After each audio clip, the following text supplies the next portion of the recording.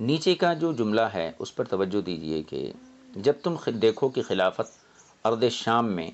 یعنی ملک شام میں نازل ہو چکی ہے، اس کے دو معنی ہو سکتے ہیں۔ پہلا معنی تو یہ ہے کہ حضرت میر معاویہ کی حکومت کی طرف اشارہ ہو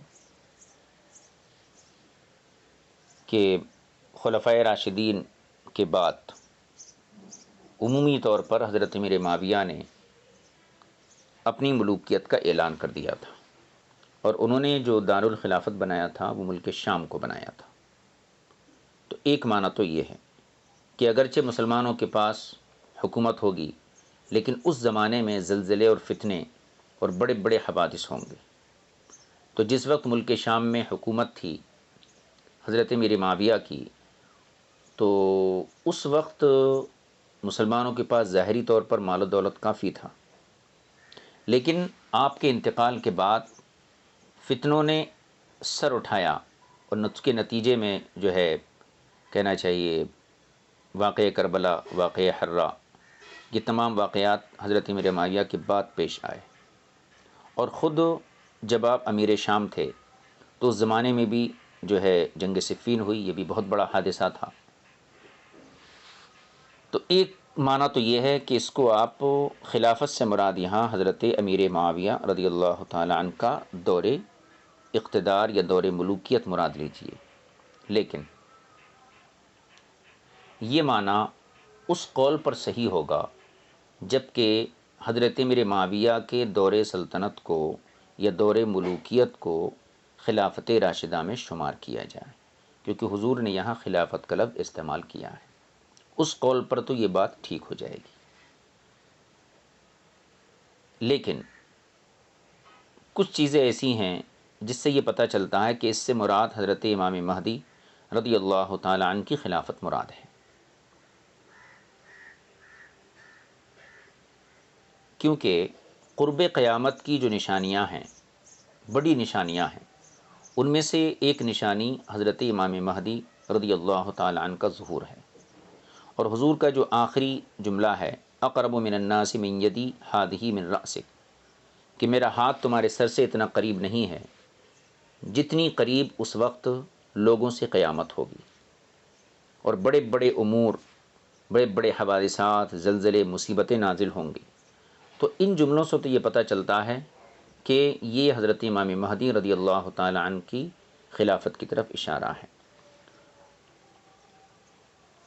بہرکیف علماء نے اس کی دونوں طریقے سے وضاحت کی ہے۔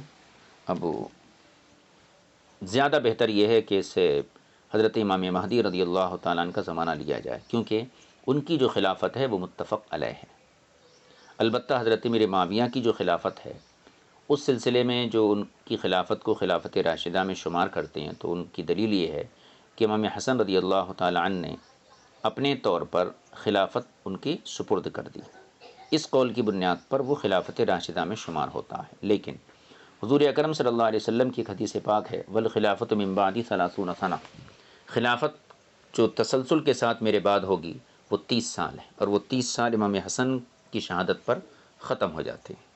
اس حدیث سے یہ پتہ چلتا ہے کہ حضرت میر معاویہ کا جو دور ملوکیت ہے یا دور سلطنت ہے یا دور اقتدار ہے، یہ خلافت راشدہ کے ضمن میں نہیں آتا ہے۔ ہاں، امام حسن رضی اللہ تعالی عنہ نے نبی پاک صلی اللہ تعالی علیہ وسلم کے ارشاد کے مطابق دو بڑے گروہ میں صلح کرائی، لیکن حضرت میر معاویہ رضی اللہ تعالی عنہ کا جو اعلان خلافت تھا وہ چونکہ کہنا چاہیے عام جو اصول تھا خلفائے راشدین کے زمانے میں، اس اصول سے ہٹ کر تھا۔ یعنی طریقہ یہ تھا کہ مسلمان اپنے باہمی مشورے سے کسی کو خلیفہ منتخب کرتے تھے۔ اس بنیاد پر علماء کا یہ بھی قول ہے کہ آپ کے دور کو دور ملوکیت کہا جاتا ہے، دور خلافت راشدہ نہیں کہا جاتا ہے۔ بعض علماء کہتے ہیں کہ نہیں، یہ دور خلافت اس لحاظ سے ہے کہ امام حسن رضی اللہ تعالی عنہ نے چونکہ خلافت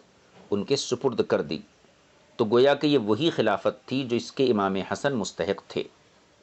اب جب وہ خلافت امیر معاویہ کے پاس چلی گئی تو ان کے دور کو بھی دور خلافت راشدہ میں شمار کیا جاتا ہے۔ تو یہ دونوں قول ہیں اور دونوں جانب دلائل بھی ہیں اور دونوں قولوں کے ماننے والے بھی ہیں، لیکن زیادہ بہتر اور اسلم طریقہ یہ ہے کہ ہمارے علماء صدیوں سے حضرت میرے معاویہ کے دور کو دور ملوکیت کہتے چلے آئے ہیں، اس لیے زیادہ مناسب یہی ہے کہ اس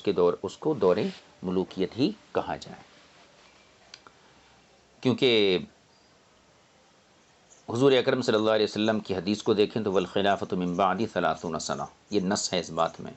کہ حضور صلی اللہ علیہ وسلم کے بعد تسلسل کے ساتھ جو خلافت ہے وہ صرف 30 سال، اور یہ 30 سال امام حسن کی شہادت پر مکمل ہو جاتے ہیں۔ پھر آپ کہیں گے کہ پھر حضرت عمر ابن عبدالعزیز کے زمانے کو بھی خلافت راشدہ کہا جاتا ہے، پھر امام مہدی کے زمانے کو بھی خلافت راشدہ کہا جاتا ہے، تو اس کا جواب ہم یہ دیں گے کہ تسلسل کے ساتھ 3 سال ہے، 30 سال، یعنی حضور کے بعد مسلسل جو خلافت راشدہ رہے گی وہ 30 سال رہے گی، لیکن اس کے بعد وقفے سے پھر خلافت راشدہ دنیا میں قائم ہوتی رہے گی۔ اب حضرت امیر معاویہ کا جو دور ہے وہ تسلسل کے ساتھ ہے، اس میں انقطاع نہیں ہے، لہٰذا اس حدیث کی روح سے آپ کا دور خلافت راشدہ میں شمار نہیں ہونا چاہیے، لیکن حضرت عمر ابن عبدالعزیز، حضرت امام مہدی یا دنیا میں کوئی بھی ایسا بادشاہ ہے کہ جو خلافت راشدہ یعنی اصول نبوت کے مطابق حکومت کرے، تو اس کا جو دور ہوگا وہ اس طریقے سے ہم ثابت کریں گے کہ مطلب وقفے سے جو خلافت قائم ہوگی اس کا تذکرہ اس حدیث پاک کے اندر نہیں ہے۔ چلیے، یہ حدیث پاک کا مضمون مکمل ہو گیا، آگے کی حدیث کو دیکھ لیجئے۔